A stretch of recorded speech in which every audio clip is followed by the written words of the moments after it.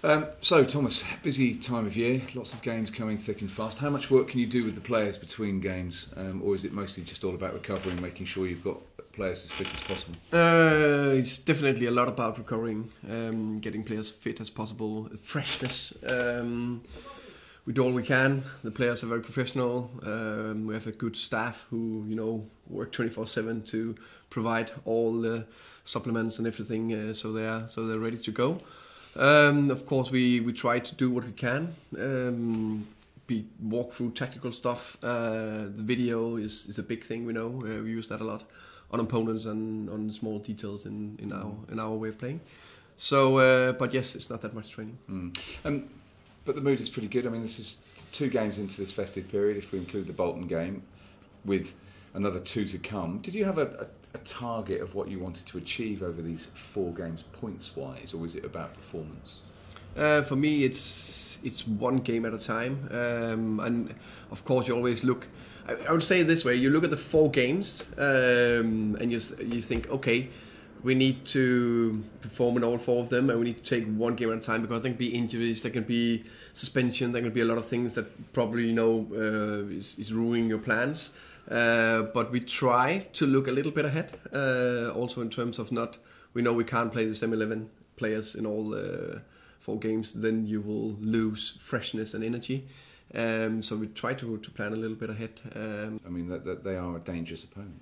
I would say well done to Gary Monk and the coaching staff. I would say it's very good work they've done so far. They started slow. They didn't lose that many. No. Decent performance all the way through. And I think they're the best form last 10 games, or second best form or something like that. They're very, very solid defensively. I would say one of the best defensive side I've seen so far. Very difficult to break down in the 4-4-2. They work very, very hard. Very dangerous on the counters and good on set pieces. So for me, I think it's going to be a very close. All games in Championship are tight. I think this one will be even tighter.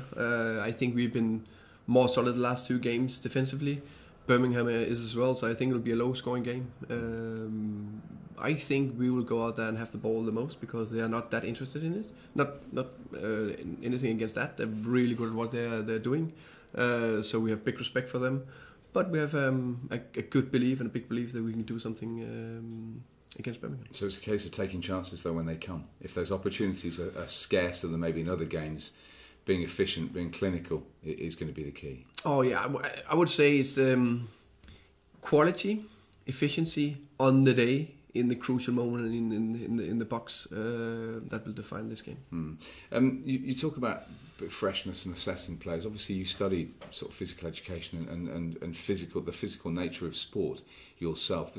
Is that how small margins? How can those small margins be really useful to a football coach or to a sporting coach to look at actually, someone who's not quite training, maybe at the level that they need to be in order to play? I mean, how fascinating is that? I think it's very fascinating, but I think it's linked. It's not only the freshness in the muscles and in the body. It's also mental. Yeah. Like some players are can play 4 games in a row because they're so robust, but also so mental strong, and just keep the engine going. But we know the load will always accumulate, so it's actually not the Bolton game, it's not the Bristol, it's this game, but definitely Norwich. So it will just be more and more and more. So how can we make sure we have a strongest possible side on the pitch, and the most freshness that maybe sometimes defined more. So one player could maybe play again, but maybe a fresher player could provide a bit of quality on the day. And we need to, I think this game will not be, we will really use 90 plus minutes to win this game. 100% sure it will not be won in the minute, 8 minutes or the 45 minutes. It will be over 90 minutes. So I think it's about using our subs as well. Yeah, ideally then, because you don't want to break too much of the team apart. But if a team's actually starting to build some momentum, how many sort of numbers of changes do you ideally look at as a coach? Wow, that's a tire. 1 or 2, is that enough freshness? Right. 5 or 6, I think is too much. Right. So it's something in between. 3 or 4. Yeah, 3 or 4. We're looking at And honestly, I haven't decided yet. There will be a talk with the players today. You'll be the training. You'll be look at them as well. But of course, I have something in mind. Yeah, but it is a challenge, isn't it? Really, to have so many games in such a short space of time. It is a challenge, but that's why I'm glad that we have a more fit squad this moment in time compared to what we had 3-4 weeks ago. It's only Lewis McLeod, Emiliano, who's out definitely for this game. So that's important that we have a more fit squad, so we have something to select from. So you've got players that you can bring in, sort of, you know, Moses gives options. Rico Henry, of course, back in the line. Does that gives you greater options, I suppose? Oh yeah, definitely. It's good to have those options now. Midfield, front three as well. So I think we have good options. And it's sort of unrelenting, isn't it? Because then there's the Norwich game, and then there's a cup game as well, which is at home against a team that you'll be expected to beat. How much does that play into your mind as well? Because there's not that much of a turnaround between New Year's Day and then the cup game. To be fair, I've mainly focused on the 4 games here. I think that's the most important, and most important, of course, tomorrow. But after the Christmas period, then we'll start looking at the cup game. And just sort of finally, really, the mood, is it? Even though you were talking about the fact that confidence was still there, people believing performance, but you know, during that run of games where you weren't picking up many points for Fenny, there was a lot of losses. 2 games without defeat, 4 points picked up at a home game and an away trip, a difficult away trip at Bristol City. Have you noticed or detected an even bigger spike in confidence? Oh yeah, definitely. I think the belief was always there. The quality was always there.